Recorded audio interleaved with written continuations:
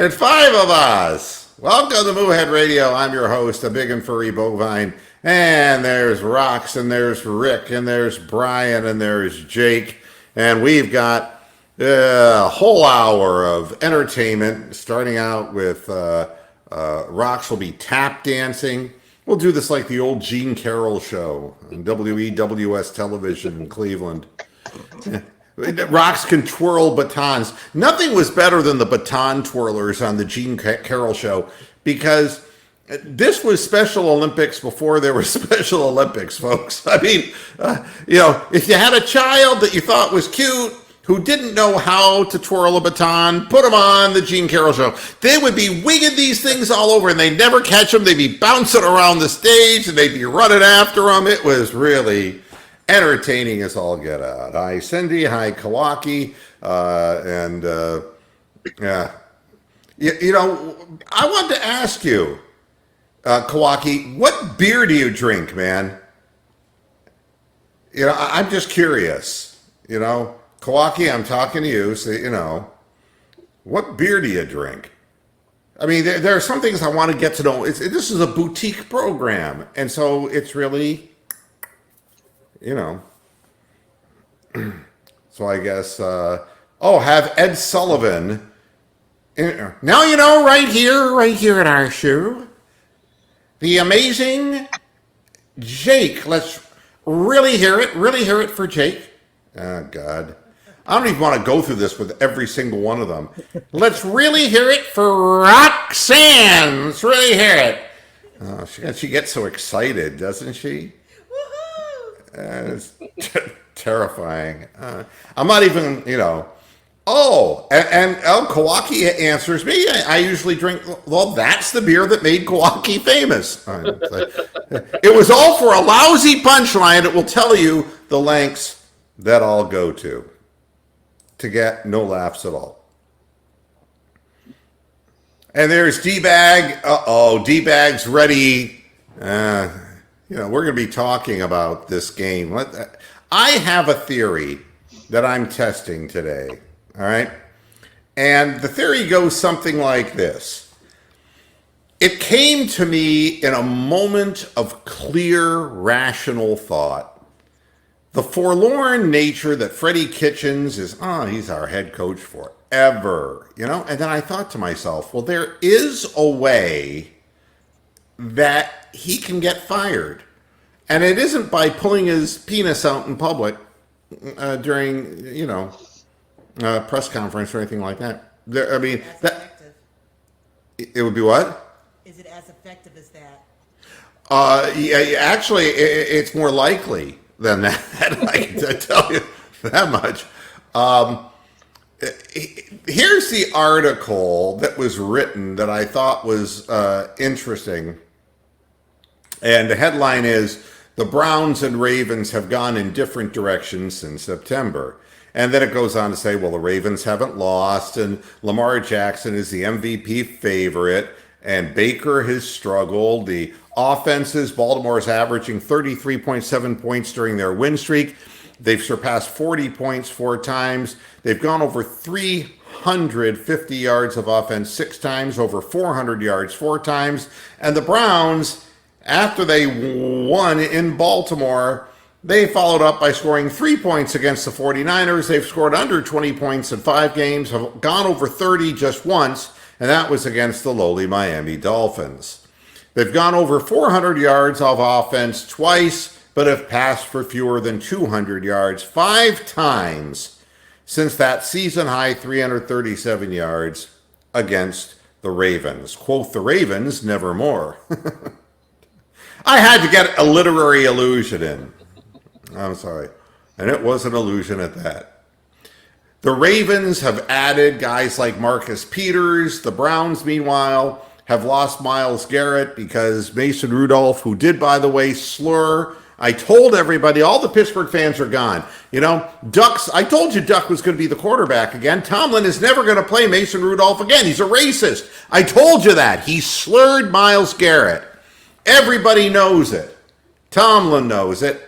I mean, the guy, old Duck, throws 4 interceptions and he stays in there. And Rudolph throws 4 and gets yanked. And we'll see if we ever see Mason Rudolph even on a football field again. You know, as far as the Browns are concerned, you know, they have a 4-game winning streak at home. They got that going for them. They got Nick Chubb. They got that going for them. They have the honest Kareem Hunt, who is giving effort. They got that going for them. But then it all dawned on me, folks. The reason that Freddie is still the coach, and we've talked about this, is that the ego of Jimmy Haslam, right? I think that more than anything else is the main component of this. And just like Jerry Jones. I remember a couple of weeks ago, Jerry Jones said, you know, all we have to do is win one game, just one game. It's like, you know, making up excuses, rationalizations as to why his ego would not get rid of Jason Garrett. And that's what it's been with Jimmy Haslam. But there is something beyond ego at work. And I have this clear vision that the yardstick measurement of the Browns, who were supposed to be the future of the AFC North, and a rebuilding Ravens team that all spun around, and the Ravens have become godlike or cod-like, if you're so inclined. And, God, this is dropping my camera. Ow. Ow. 38, 24, 36, oh, no, I'm not even going to go there. I'm Commodoring again. Somebody stop me. They've gone in opposite directions, all right, but the Browns were supposed to be the future of the division, and instead it's the Ravens who have stolen all their thunder, and they're going to go out on Sunday, and they're not just going to lose, they're going to get bludgeoned to death. And every story that I have to tell you today and to report upon would indicate that this is going to be the end of the road for Freddie Kitchens. I am making a prediction. Jimmy Haslam's dick won't get hard based on what the Ravens do to the Browns this weekend. I will guarantee it. The team is simply not ready to play. Now, how do I know this? Let's start, first of all, by saying that Jarvis Landry is probably going to need hip surgery in the offseason, if you didn't read it.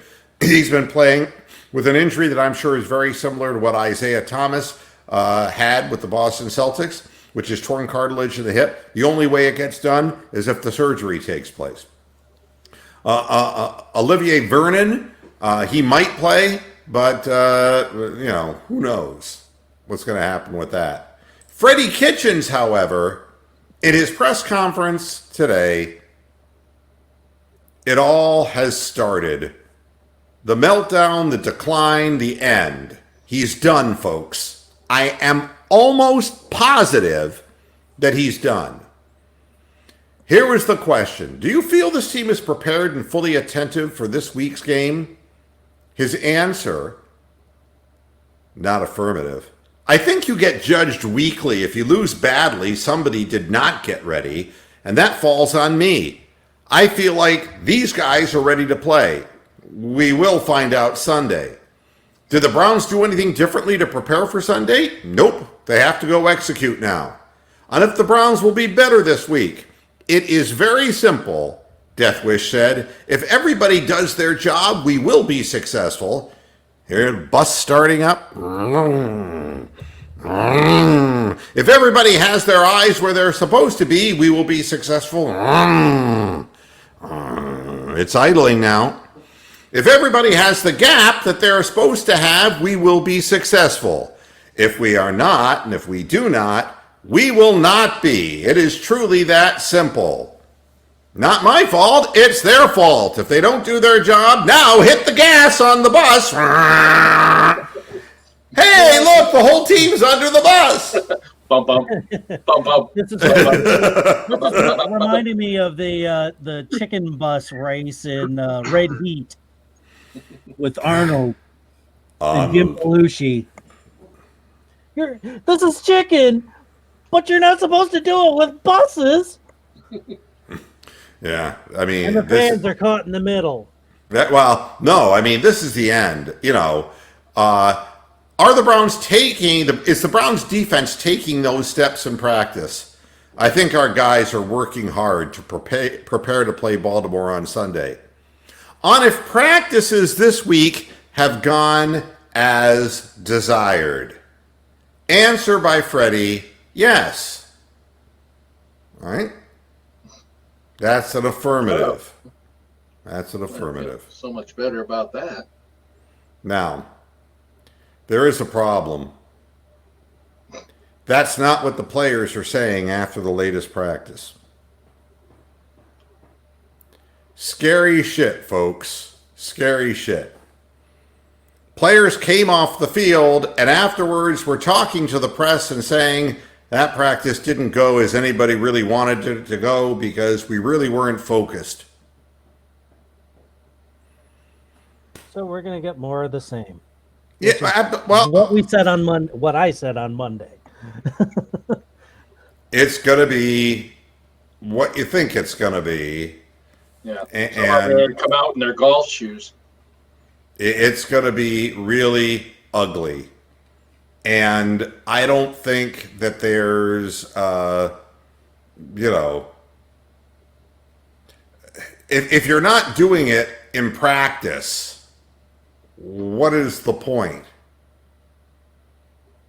You know, well, what are you doing? Maybe they got Derek Willis to do that, Bronk. Yes, is Drew Stanton pretending to be Lamar on the scout team? No, they got Derek Willis' carcass to do that. You know, that Drew Stanton, did you hear in Arizona? He said, "Come get me," and they said, "We're not going to make that mistake twice." Yeah. What kind of chumps do you take us for? Damn. First class. Yeah, but you see, this whole thing is going to weigh heavily on Jimmy Haslam. I'm convinced. Because he's going to see just how far that other organization has come with a competent group of people running the ship. Not great. Harbaugh's not a great coach. We've been through that. But Freddie's going to look at... They managed to hire the right offensive coordinator and the right quarterback coach, though. This is embarrassing. What's going to happen in Cleveland is going to leave Jimmy Haslam absolutely no choice in the matter. No choice. I hope the fans don't give him a choice at this point. Well, it's then you have offensive coordinator Todd Monken. It's frustrating. The Browns still struggle to get lined up properly at times. That's it. I mean, obviously it falls on us coaches. It falls on the players. It falls on all of us. It all starts with the alignment and assignment because that gets you beat. Before any mismatches, whoever you play, you're not getting lined up and you do not know what you're doing. It doesn't matter who you play. You will not be consistent. You'll be choppy at what you do. This is all Monken finally talking, all right? It's frustrating because then you put Baker up against it in terms of the clock, trying to get us in the right protection and those kinds of things, said Monken, who stated that he helps scripts plays, but Freddie Kitchens calls them. So in other words, the first time we get the ball when our offense moves, that's Monken. This has been exposed for the first time this year. But for the rest of the game, Freddie Kitchens calls the plays and we stop moving the ball. It's ridiculous. Meanwhile, the defense can't get off the field. I mean, meanwhile, Kitchens acknowledged that the operation must operate more smoothly, and it's been a familiar refrain all season long. He's got a clear grasp of the obvious. Oh, fucking second. Oh, you got to read Yeah. Amsterdam's comment. I don't have to, do I? Well, it'll brighten your Friday. Let's see. Too bad Marge Schott isn't still alive. She'd be a great owner for the Browns. Oh, leave poor Marge alone. She's shot. Kaput. Goodness. So, I'm convinced that this is the end of the line because Freddie is not going to be able to look into Dee's eyes and say, "Thank you, sir. May I have another?" No, not. Why are they twirling counterclockwise? Huh? Not gonna be able to look into anyone's eyes when it's obvious just how bad his team has gotten with Freddie at the helm and how much better the Ravens have gotten. And everything points to the same shit. The players aren't prepared. They're not confident. They have nothing left to play for. They've got nothing to prove.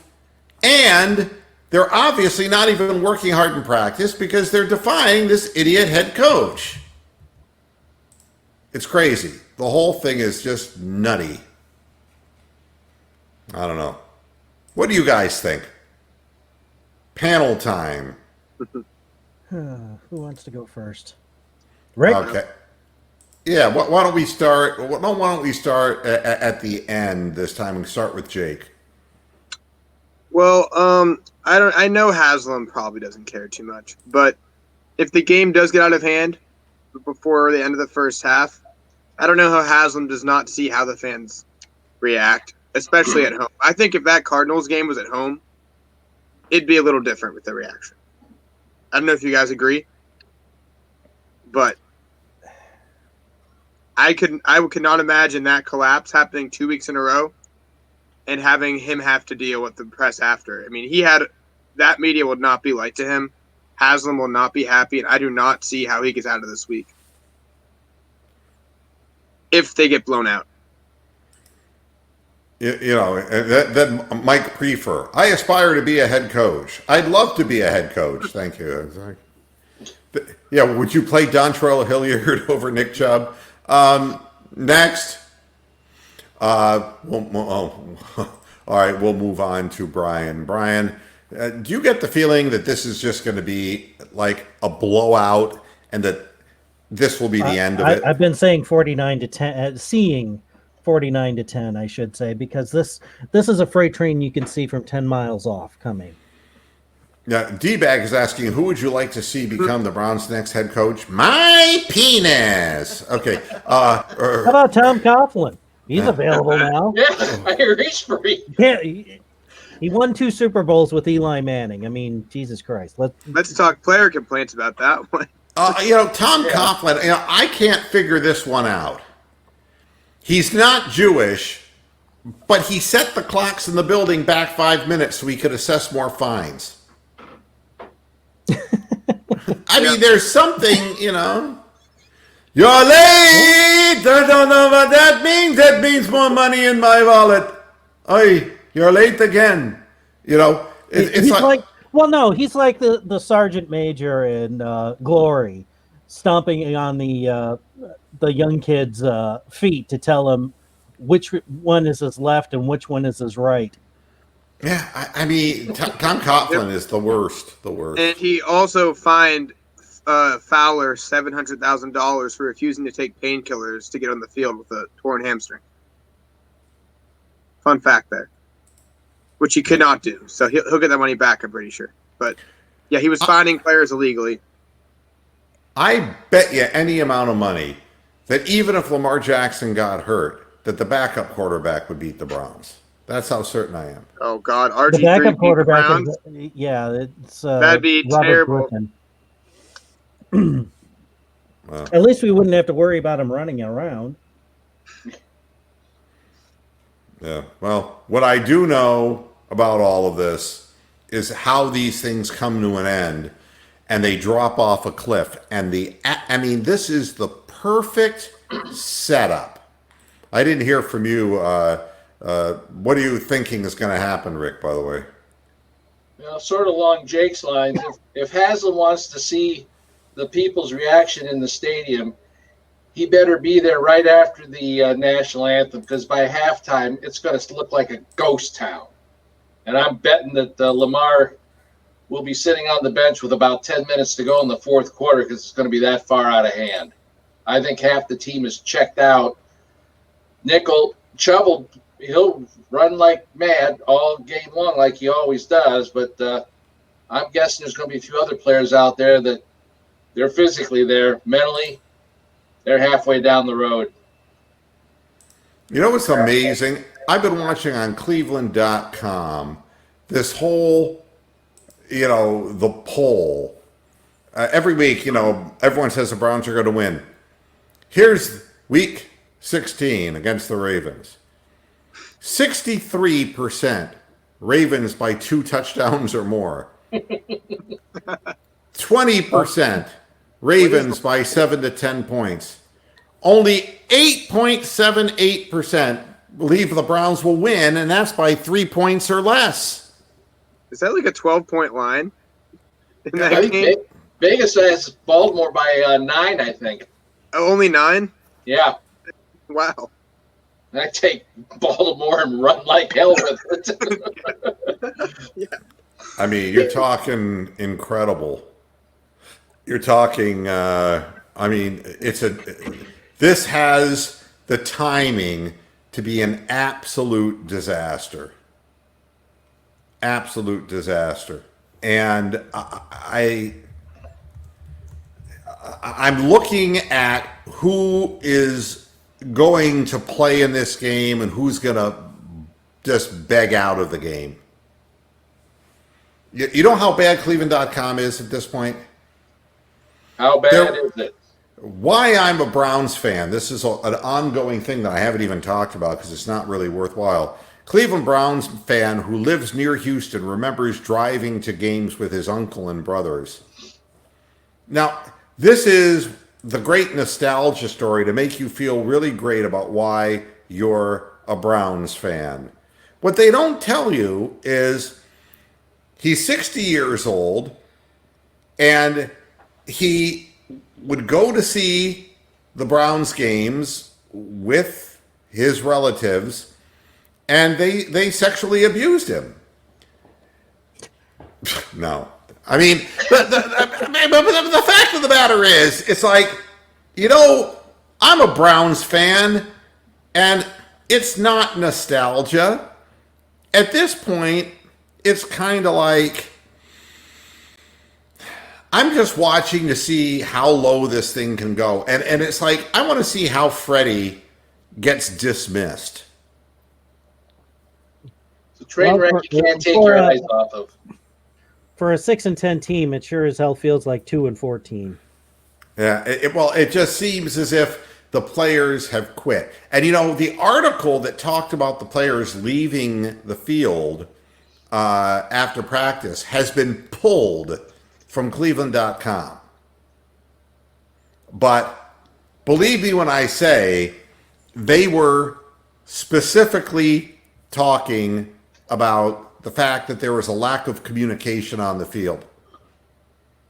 The exact same stuff about not lining up correctly, all of the stuff. Defenses were blowing coverages. The team is blown away.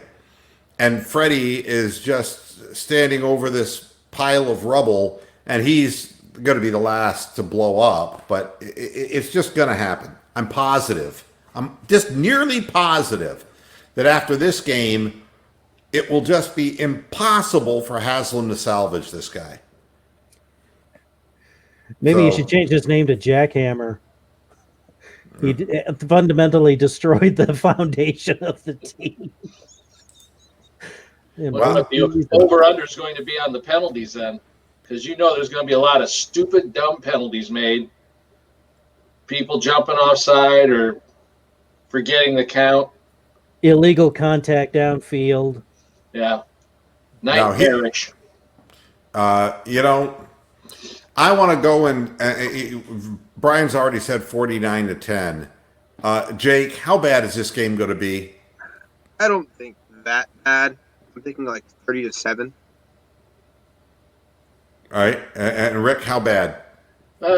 Somewhere in between. I've got Baltimore winning 38-13. Cincinnati's going to look at the tape for next week and say, "So you're saying there's a chance?" Rox, how bad do you have it? Oh, the Browns are going to win 24-12.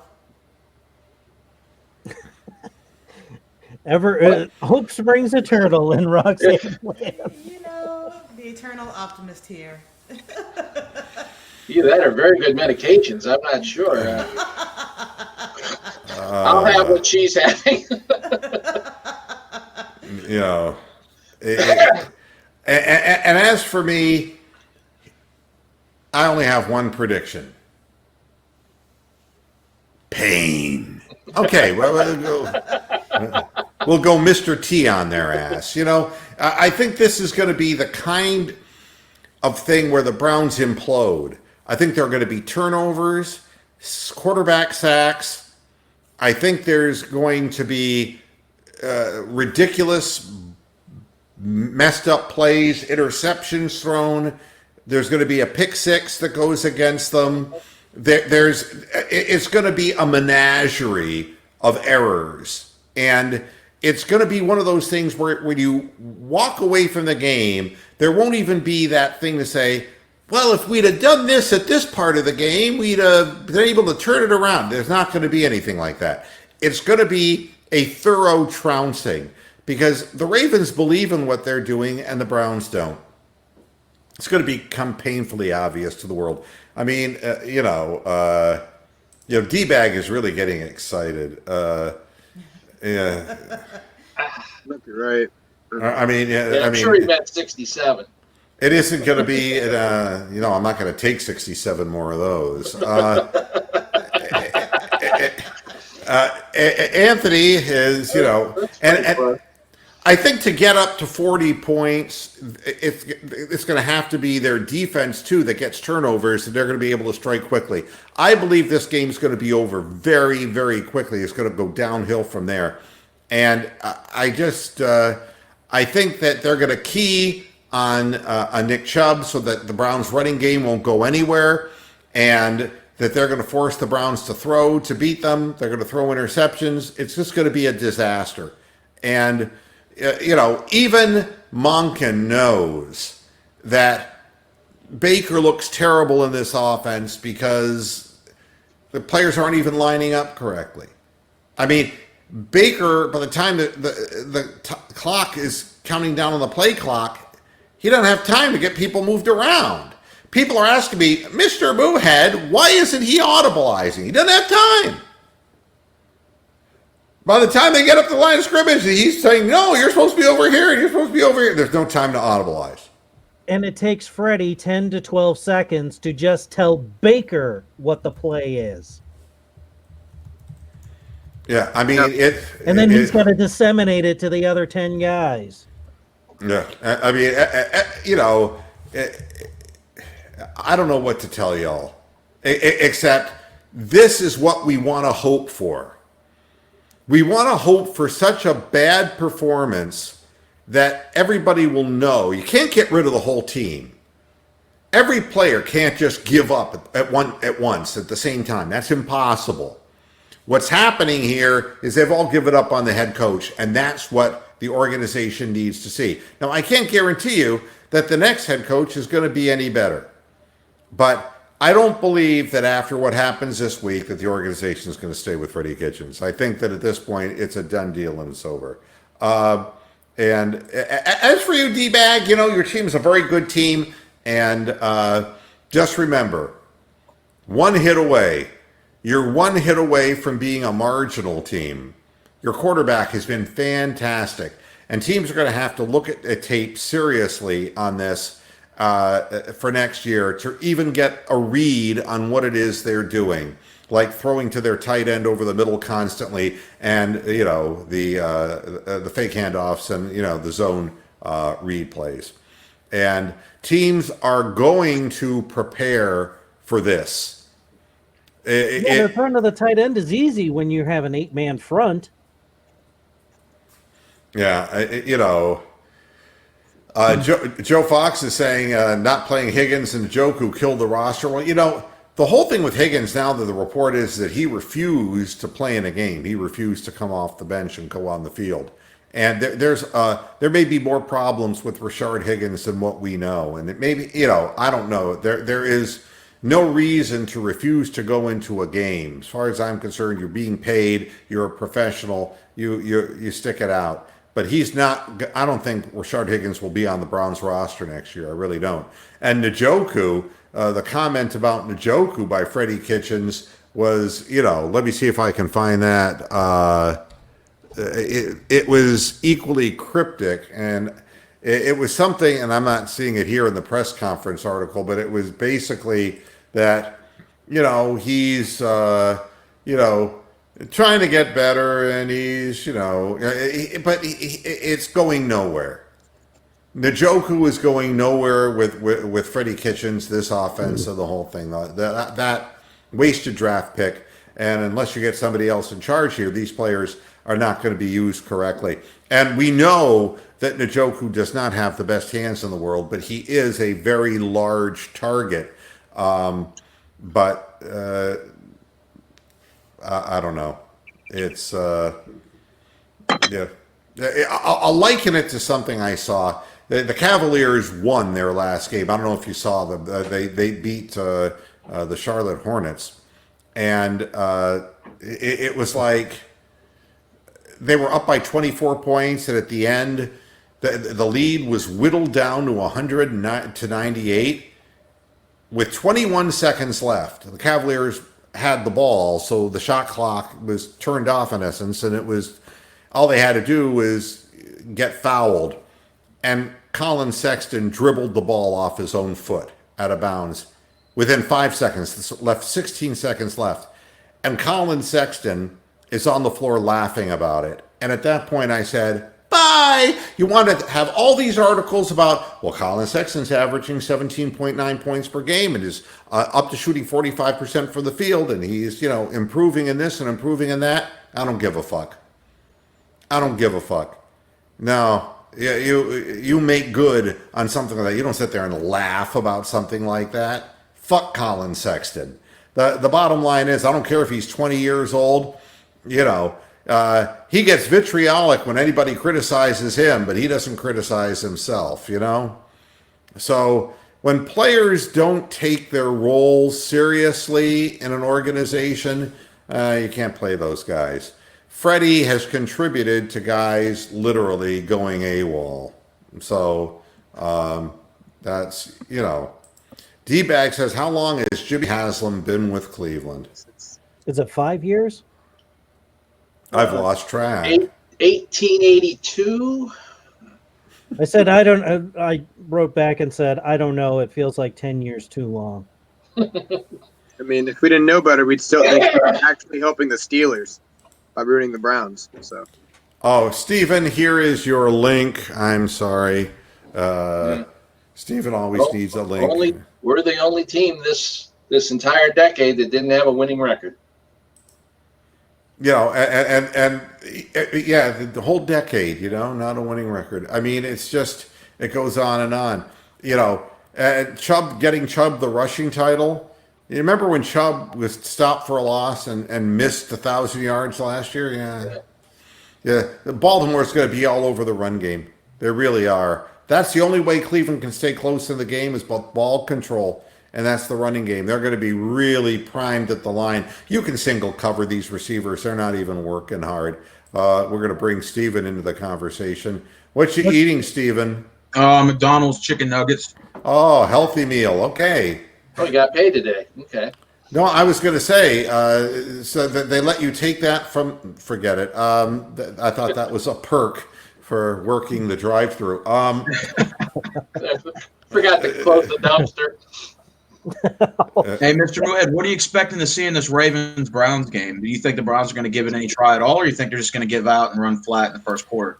No, I just think that I think it's going to be more a matter of the Ravens playing at a speed that the Browns aren't willing to play at. This is what I saw last week in Arizona, and it's what we're going to see again in the stadium. I've seen them fall flat in the stadium before, and they just will be going very slowly, and the Ravens will be playing, really nonstop, wound up football. And I think that's going to be the problem, is that the Browns look like they're playing at preseason speed. They really do. They've given up,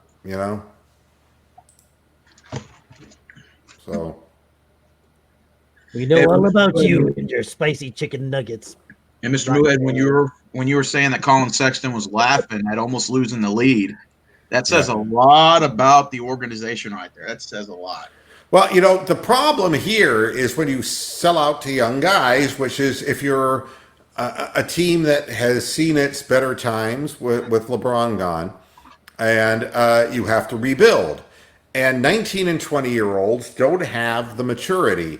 No. And it's really a rough thing because even a guy like John Beilein, who was a very good college coach and is telling them the right things, when they're in college at the University of Michigan, they're not making millions of dollars. They have to listen to him. They don't have to listen to him in the NBA.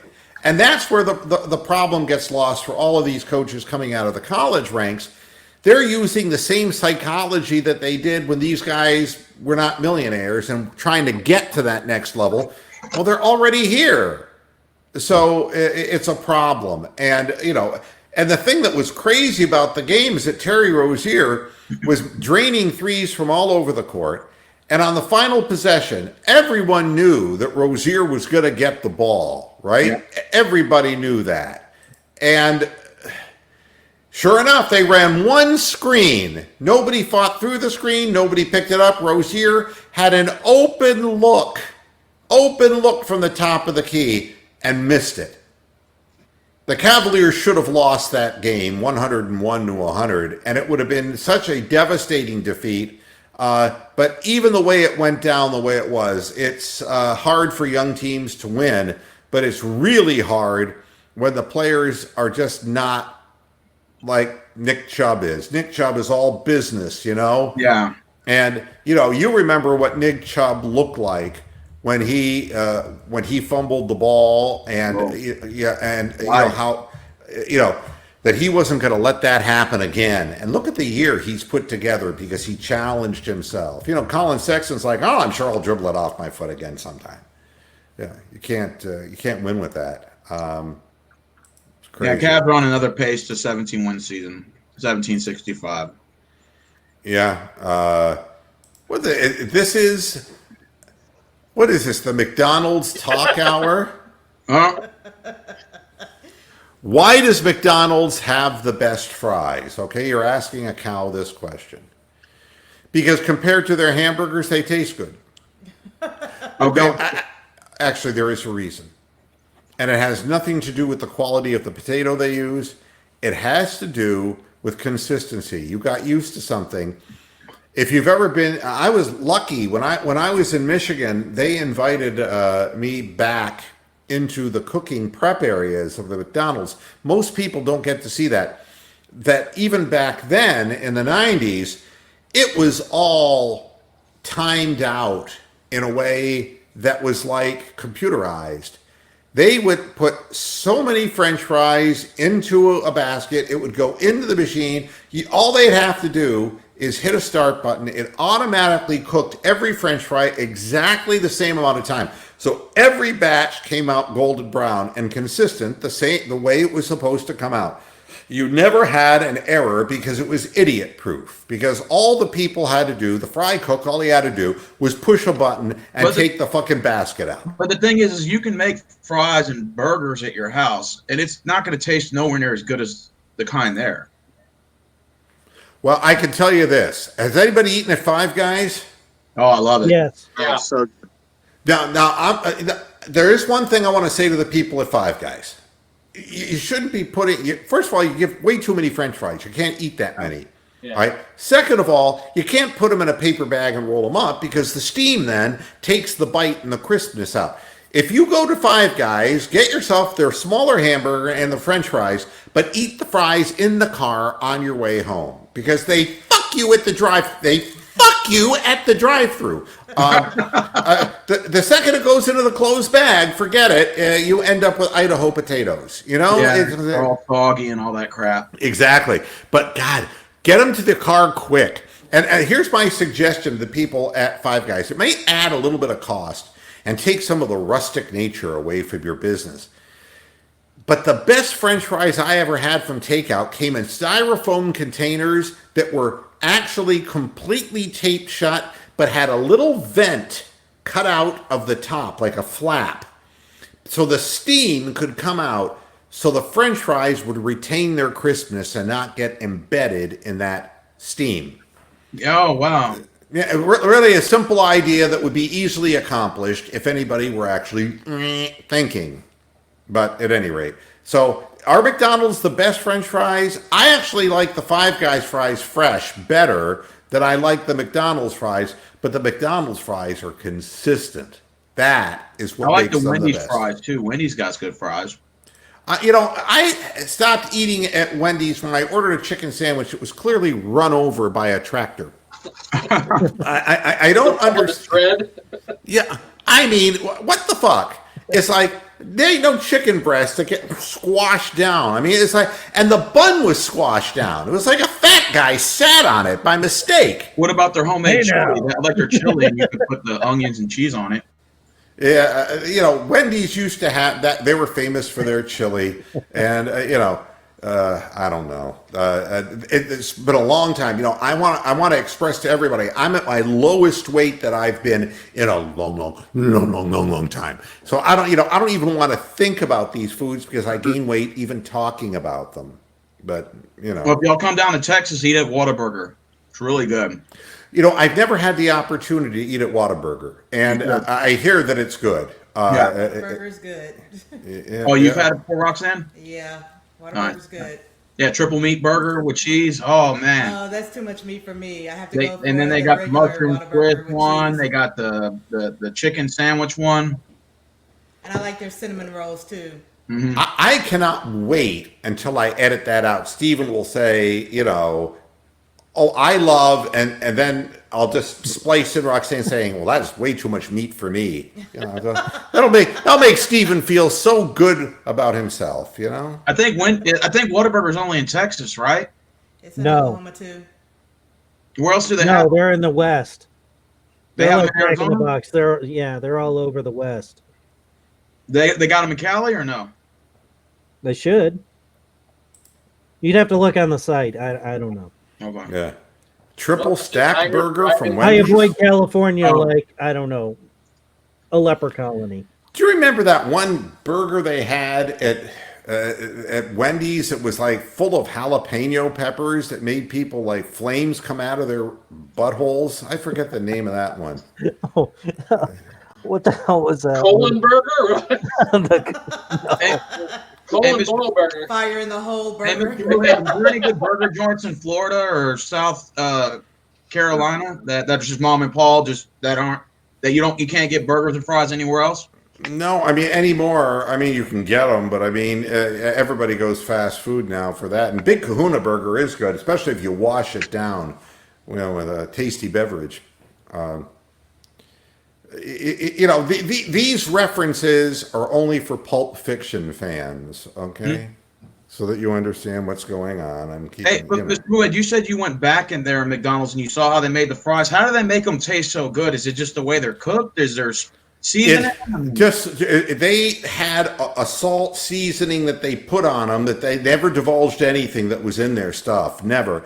But it was all in the timing because what happens with French fries, and the reason when you bring them home, first of all, most people aren't going to sit there and slice their own potatoes, so they'll get frozen potatoes, and if you try to deep fry frozen potatoes, it doesn't keep the oil at a consistent temperature. Well, their units kept the oil at the optimal temperature that it took to cook those frozen French fries.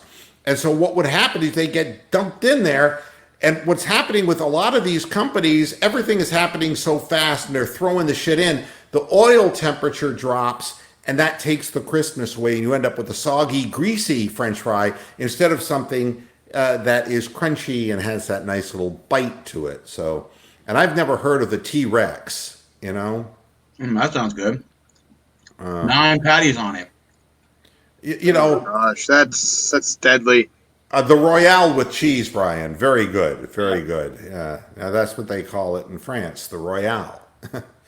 At any rate.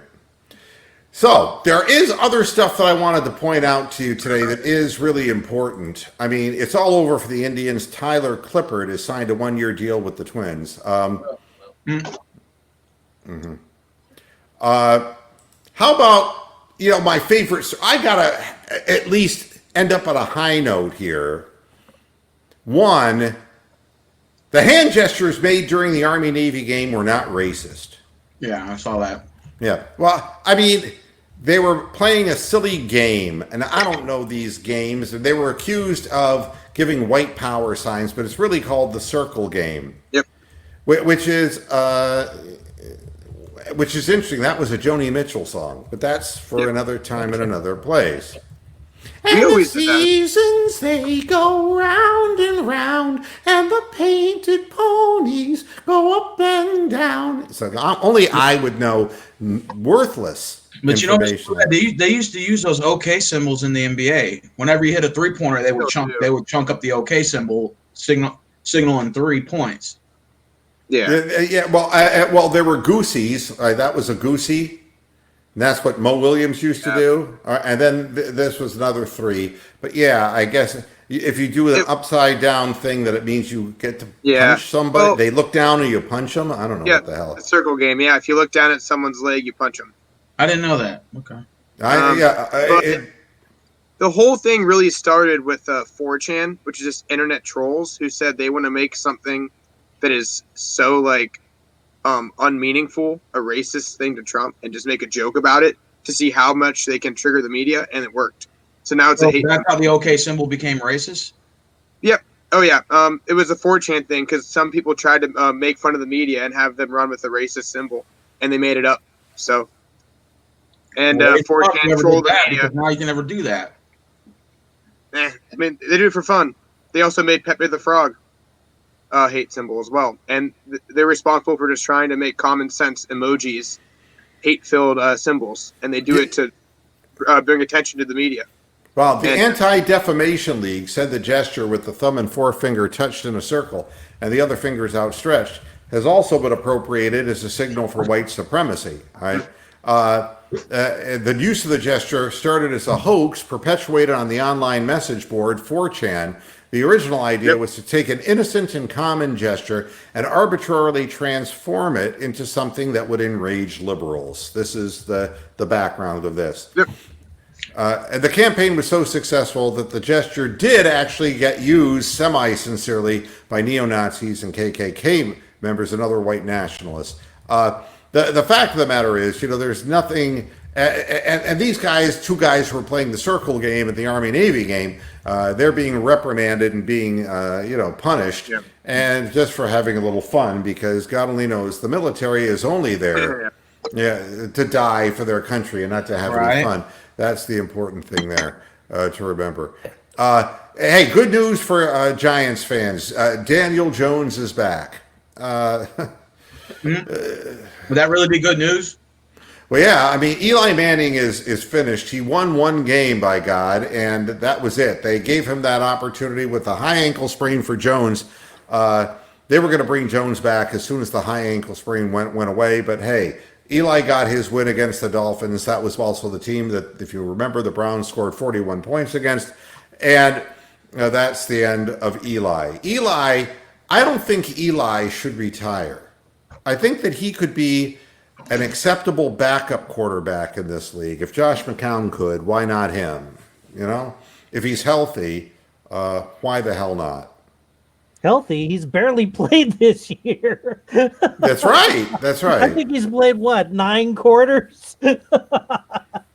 He should play to get 1 more win and have a winning record. He's right at 500 right now, right? Yeah, I think 118 and 118 or something like that. Get 1 more win and be above 500. as a backup next year. Now, this is, what can you do for stupidity here? The final three things that I want to talk about. Headline, Julian Edelman says Patriots Bengals spying scandal is ridiculous. Well, of course. What else is he going to say? But you see, what they're saying is, oh, there was a reason why they were filming the Bengals sideline, but, it was part of a do your job thing and all this, and Belichick has denied involvement. However, their excuse that the crew was profiling an advanced scout for an episode of an internet series was oddly familiar with what they said after the original Spygate incident. The difference is the Bengals actually have a copy of the tape, whereas the NFL destroyed all the Spygate tapes in 2007, which was all part of the conspiracy of the NFL helping out the Patriots. But yeah, like Julian Edelman, that's who I'm going to believe in all of this, fucking dwarf, Hey, as a matter of fact, Brian, why don't you go off? Why don't you do that for me? You haven't gone off today. Go off on Julian Edelman for me. Oh, let's see. Julian Edelman, you goddamn cheating pile of shit. You didn't deserve to fucking be the MVP of the goddamn Super Bowl. You piece of puke. What are you going to do? Throw the fucking ball to yourself? Go fuck yourself. Okay, we all synchronized our watches now? Yeah, the beauty of it is I'm realizing how to use the weapons I have. It's like I feel like Baker Mayfield finally getting the receivers I actually want.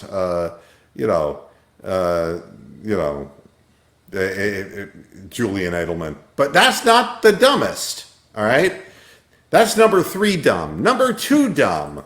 Headline: was LeBron James as dominant as Giannis Antetokounmpo at the age of 25? Oh, we're not going here now, are we? The league has to do this, right? And they're using BleacherReport.com to do it. It's like, oh, well, don't you realize Giannis is the next LeBron? And it's like, look, here's where the comparison begins and ends.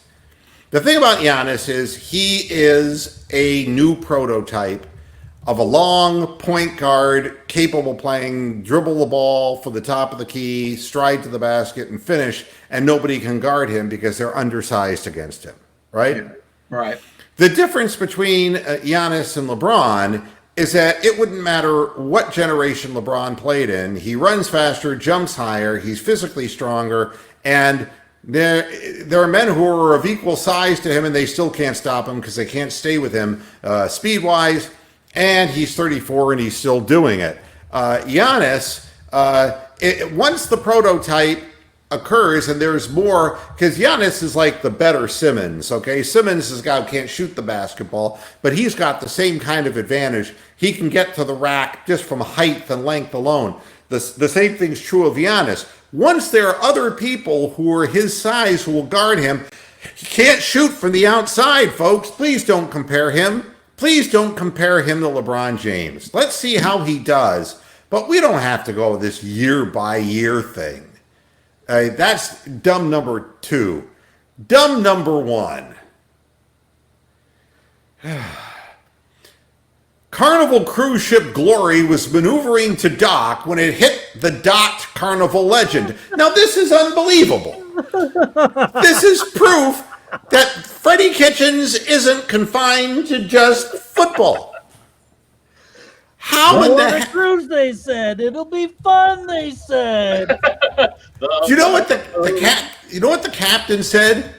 After that, he said, "Hey, little buddy." I mean, what the fuck? I mean, this skipper. What the fuck? He guided the minnow better than that. What the fuck? How does he get a job? No. They found Captain Wrongway Peter Peachfuzz from fucking Rocky and Bullwinkle.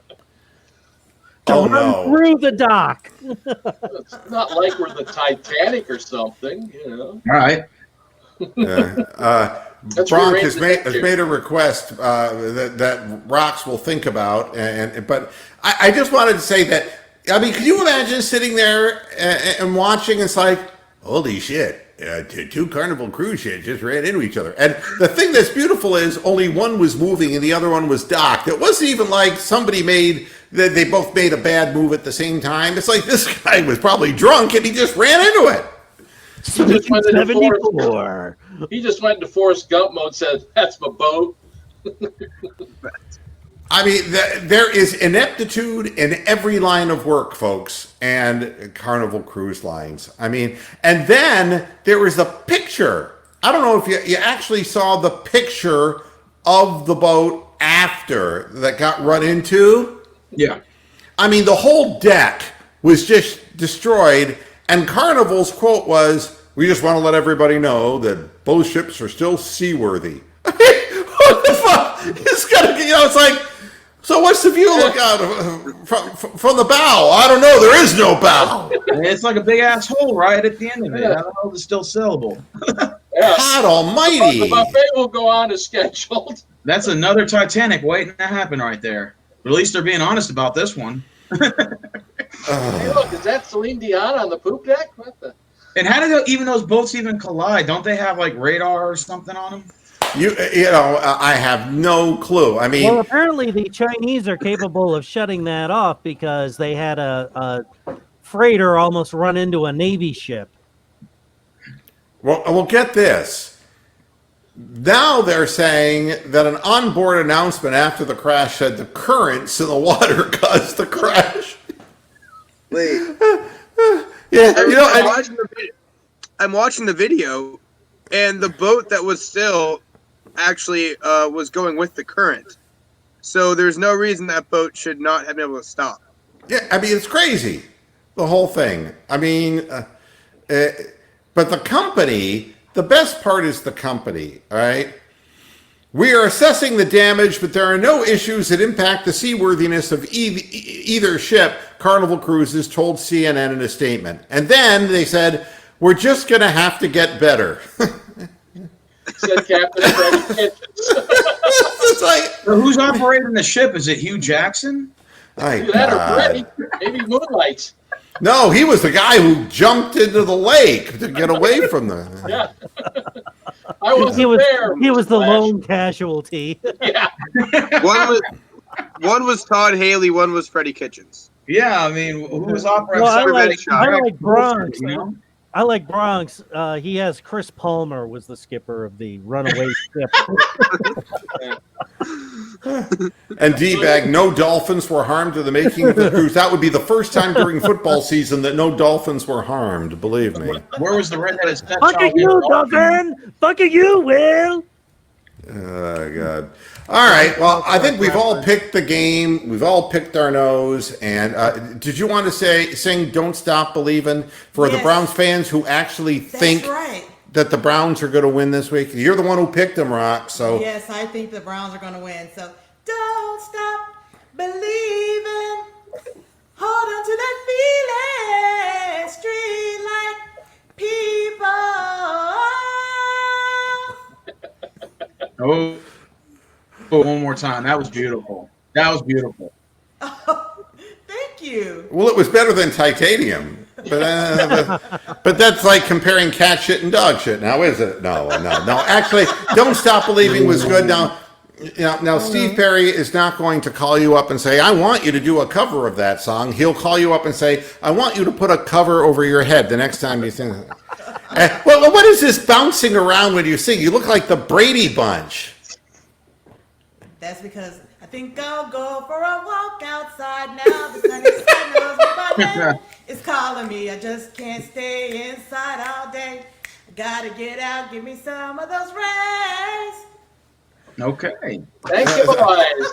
She's the only person I know who knows the lyrics of Brady Bunch songs. Who doesn't Thank love you, Roxanne. Sunshine Day? That was a real kick-ass song. Next it'll be the Partridge Family. You know, everything is better, D-bag. When your team is winning, everything is better. What can I tell you? And I wish your team all the luck this weekend. I hope they win big, and I hope we get crushed, so Freddie will be crushed. And if not, maybe they can run a Carnival cruise ship into him. Who in the hell knows? I think Freddie will be in there. I don't think Jimmy Haslam's going to fire him. Hey, Yeah. doesn't the midget have a casino docked at Lake Erie? I don't know. I mean, and I Oh. really don't. I don't really make fun of Dan Gilbert anymore because he's been through a hell of a lot with his son, and now with the stroke that he had, and then having to watch Colin Sexton laugh after dribbling the ball off his foot. I mean, it's like. Well, he was probably laughing himself. But the Browns play the Grizzlies tonight, so hey, they might actually have a 2-game winning streak. The Grizz are pretty Yeah. bad this year, so Hey, Yeah, don't say play the the Browns are Grizzlies. playing the Grizzlies. The Grizzlies actually might win that game. the Grizz are 10-17. The Cavaliers are 7-21. The Grizz should be favored in the game. Yeah. But, I'll just All look right. out. Hey, did you see the Bucks preview last night? Bucks and Lakers? wait, Steven first. Go ahead. Did you see the Bucks and the Lakers finals preview last night? Yeah, don't be fooled by this. Do you remember the year when the Cavaliers crushed the Warriors at Christmas and in the big national meeting, the Cavaliers crushed the Lakers, and it was like, that's that, and it's like, no. I mean, believe me, come playoff time, it's all different. And the Bucks don't beat the Lakers. And So, Mr. Muhead, is there anybody out of the East you got coming out besides the Bucks? I mean, they're the clear favorite, but do you see Boston maybe pulling upset Toronto? I see Boston coming out. Their entire roster is going to say they're gay. Absolutely. I see the Celtics coming out. And, first of all, they wear green. I mean, come on. I mean, And Mr. Muhead, before you close out, man, Kyrie Irving, I don't know what's going on with him, but he's missed 16 games. He hasn't played since November 14th when they lost at Denver. They're winning without him. Heck, who cares? And they have a without winning him. record without him. That's exactly right. And nobody cares. He is an asterisk. He is an afterthought. You know what you called Mr. Muhead? You said Dinwiddie's should be an all-star this year, and Kyrie's holding him back. Since Kyrie's been out, he's been averaging over 30 points a game now. Yeah, I mean, and this is what happens. Kyrie just holds the ball, and people around him never look very good.